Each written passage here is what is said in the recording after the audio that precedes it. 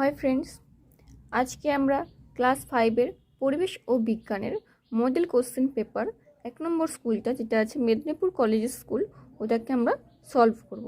তো একের দাগের ফার্স্ট কি আছে দেখো, একের দাগের একটা আছে জমি চাষের জন্য ব্যবহৃত হয় নিড়ানি, হারভেস্টার, পাওয়ার টিলার ও ট্রাক্টর। তো এটার অ্যান্সার হবে পাওয়ার টিলার ও ট্রাক্টর। এটা তোমরা দেখতে পেয়ে যাবে তোমাদের বইয়ের 98 নম্বর পৃষ্ঠাতে। চলো দেখে নিই কী আছে। তো দেখো কি আছে 98 নম্বর পৃষ্ঠাতে লেখা আছে পাওয়ার টিলার তাড়াতাড়ি জমি চষে।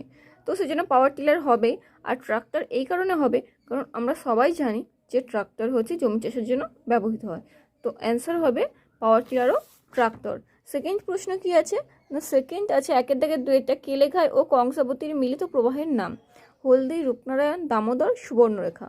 তো এটা অ্যান্সার হবে হলদি। তো হলদি বইয়ে কত নম্বরে আছে দেখে নিই চলো। বইয়ের আছে 66 নম্বর পৃষ্ঠাতে। দেখো 66 নম্বর পৃষ্ঠায় কি আছে, পশ্চিম দিয়ে দক্ষিণে গেছে কেলেঘাই আর কংসাবতী নদী, এরা মিশে তৈরি হয়েছে হলদি নদী। অর্থাৎ এর অ্যান্সারটা হবে হলদি। দেখতে পাচ্ছ হলদি লেখা, তো এর অ্যান্সার হবে হলদি।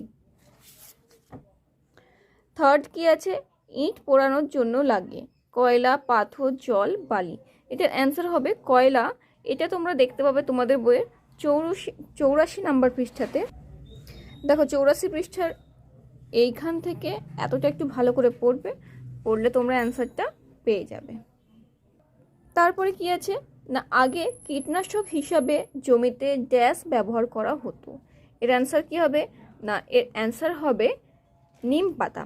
এটা তোমরা দেখতে পেয়ে যাবে 100 নম্বর পৃষ্ঠাতে। দেখো কি লেখা আছে, আগে কীটনাশক হিসাবে নিম পাতা ব্যবহার করা হতো। তো এর অ্যান্সার হবে নিম পাতা। তারপর কি আছে, মেয়েদের পড়াশোনা শেখানোর জন্য চেষ্টা করেছিলেন ড্যাশ। তো এটার অ্যান্সার তোমরা পেয়ে যাবে 90 পৃষ্ঠাতে। তো দেখো অ্যান্সারটা কি আছে 90 পৃষ্ঠাতে আছে, বেগম রোকেয়া মেয়েদের পড়াশোনা শেখানোর জন্য চেষ্টা করেছিলেন। তো অ্যান্সার হবে বেগম রোকেয়া। তারপর কি আছে, পুরুলিয়া জেলার আগের নাম, পুরুলিয়া জেলার আগের নাম হবে মানভূম। তো তারপর কি আছে দেখো, তারপর আছে রাঢ় অঞ্চল থেকে ক্রমশ পূর্ব ও দক্ষিণ দিকে গেলে মেটে রঙের মাটি দেখতে পাওয়া যায়। এটা শুদ্ধ না অশুদ্ধ সেটা নির্ণয় করতে বলেছে। তো ওর অ্যান্সারটা তোমরা পেয়ে যাবে তোমার 66 নম্বর পৃষ্ঠাতে। তো চলো 66 পৃষ্ঠাতে যাই। 66 দেখো রাঢ় অঞ্চলে কি আছে দেখো, যত পূর্বে আর দক্ষিণে যাবে তত সাধারণ মেটে রঙের মাটি দেখতে পাবে। তো অ্যান্সারটা কি হবে শুদ্ধ। তারপর কি আছে না, স্বাস্থ্য ও বুদ্ধিকে কাজে লাগিয়ে মানুষ খাবার সৃষ্টি করে। এর অ্যান্সার তোমরা পেয়ে যাবে 85 নম্বর পৃষ্ঠাতে।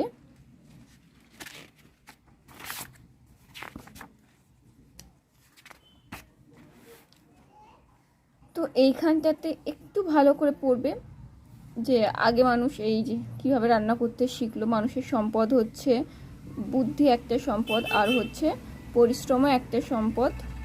এই যে স্বাস্থ্য তা আছে বলেই মানুষ পরিশ্রম করতে পারে। তো এই দুটো ব্যবহার করে মানুষ কীভাবে রান্না শিখেছিল সেইটা এখানটাতে খুব ভালো করে দেওয়া আছে, একটু পড়লে তোমরা বুঝতে পারবে। অ্যান্সারটা হবে শুদ্ধ। তারপর কি আছে, আনাজ চাষে জল কম লাগে। এটা হবে অশুদ্ধ। এটা তোমরা পেয়ে যাবে 110 নম্বর পৃষ্ঠাতে। দেখো 110 নম্বর পৃষ্ঠাতে কি লেখা আছে, মটর, অড়হর, মসুর, বিউলি, বরবটি, শিম ইত্যাদি চাষে জল কম লাগে। অর্থাৎ কড়াই জাতীয় যে আনাজ মানে যে সবজিগুলো চাষ করা হয় তাতে জল কম লাগে, কিন্তু তোমার আনাজের চাষে জল বেশি লাগে, তাই এটা হবে অশুদ্ধ। তারপর কি আছে চারিদিকের একটি সামাজিক সম্পদের উদাহরণ দাও।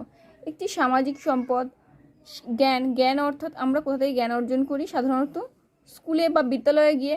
তো বিদ্যালয় একটা সামাজিক সম্পদের উদাহরণ হবে। তারপরে যে কোনো উৎসব হবে।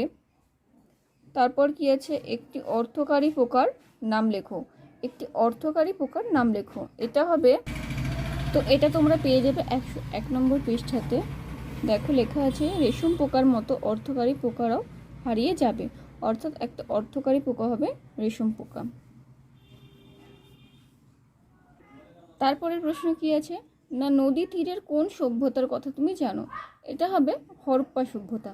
এটা তোমরা পেয়ে যাবে 70 পৃষ্ঠাতে।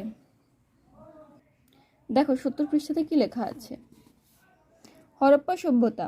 হরপ্পা সভ্যতার ধারে মানে হরপ্পা সভ্যতা একটি নদীমাতৃক সভ্যতা। এইখান থেকে তোমরা একটু ভালো করে পড়লে বুঝতে পারবে এটা হবে হরপ্পা সভ্যতা। তারপর কি আছে না, ধাপ চাষ কাকে বলে? এটা তোমরা পেয়ে যাবে 103 নম্বর পৃষ্ঠাতে।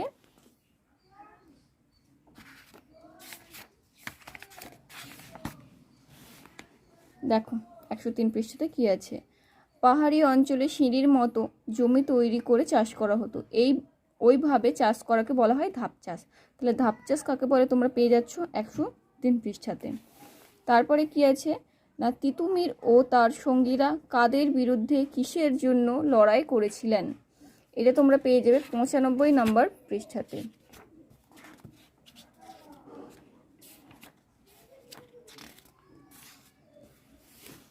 তো 95 পৃষ্ঠাতে দেখো কি লেখা আছে, তিতুমির ও তার সঙ্গীরা ইংরেজ আর তাদের দেশীয় সঙ্গী জমিদারদের অন্যায় ও জুলুমের বিরুদ্ধে লড়াই করেছিলেন।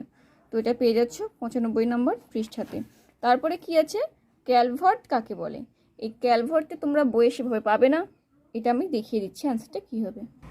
তো দেখো এর অ্যান্সারটা কী হবে, কোনো জলাশয় থেকে নির্গত নালা কিংবা নদী থেকে নির্গত খাল যদি কোনো রাস্তাকে অতিক্রম করতে চায়, তখন রাস্তার নিচে জল প্রবাহিত করার জন্য সুড়ঙ্গ রেখে রাস্তার ওপর অংশটিকে কংক্রিটের আচ্ছাদনে ঢাকা হয়, একে ক্যালভার্ট বলা হয়।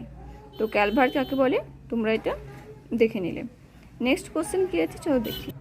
নেক্সট কোশ্চেন 6 দাগের একটা আছে, পশ্চিমবঙ্গের ভূমিরূপের বৈচিত্র্য আলোচনা করো। তো এটা তোমরা বইতে সেইভাবে ঠিক পাবে না, শুধু একটু ম্যাপ দেওয়া আছে আর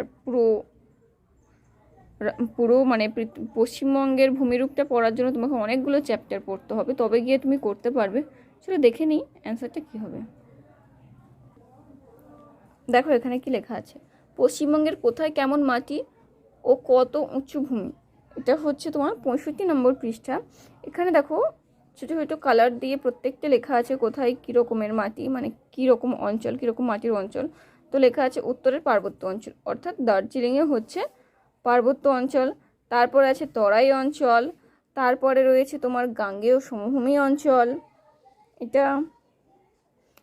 তারপরে আছে পশ্চিমবঙ্গের উঁচু নিচু লাল মাটির অঞ্চল, পশ্চিমের উঁচু নিচু লাল মাটির অঞ্চল। তারপরে আছে রাঢ় অঞ্চল, রাঢ় অঞ্চল হচ্ছে এই হালকা সবুজটা।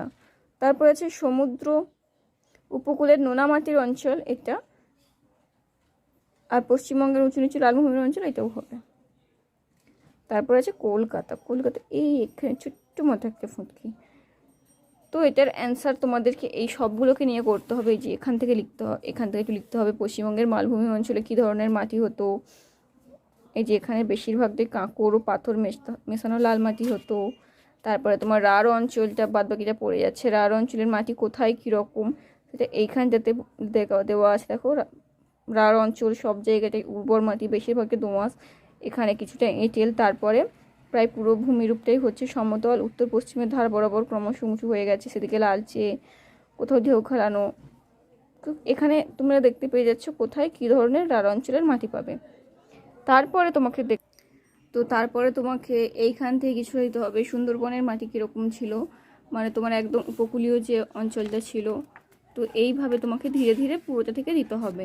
এছাড়া তুমি জাস্ট পয়েন্টগুলোকে তুলে দিলেও অ্যান্সারটা হবে, সেটা কিভাবে গুছিয়ে লিখবে আমি দেখিয়ে দিচ্ছি। তো তারপরে কি আছে, রাজা রামমোহন রায় স্মরণীয় কেন? এটা তোমরা পেয়ে যাবে 89 পৃষ্ঠাতে।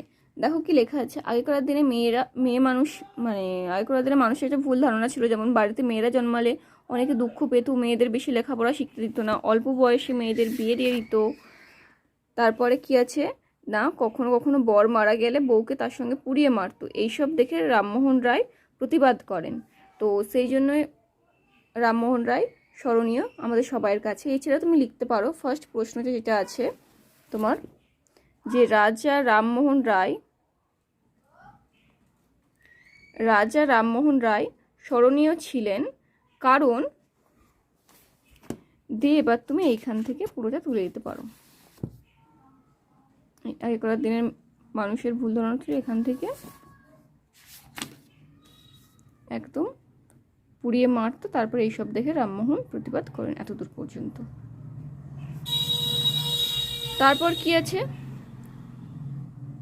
বর্ধমান জেলা চাষির পক্ষে ভালো কেন? এটা তোমাদের বইতে সেইভাবে কিছু দেওয়া নেই, 106 নম্বর পৃষ্ঠাতে একটুখানি লেখা আছে।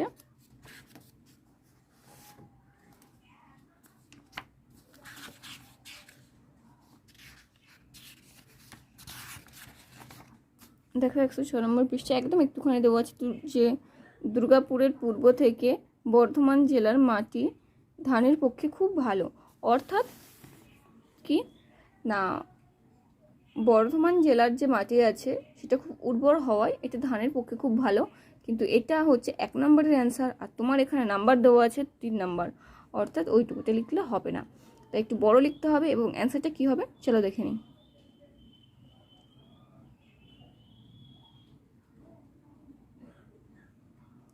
তো অ্যান্সারটা দেখে নিলে। আশা করি এই ভিডিওটা তোমাদের জন্য খুব হেল্পফুল ছিল। যদি ভালো লেগে থাকে ভিডিওটা তাহলে একটা লাইক করে দিও এবং চ্যানেলটা সাবস্ক্রাইব করে দিও। পরের দিন আমরা 2 নম্বর স্কুলটাকে নিয়ে আলোচনা করব এবং সলভ করব।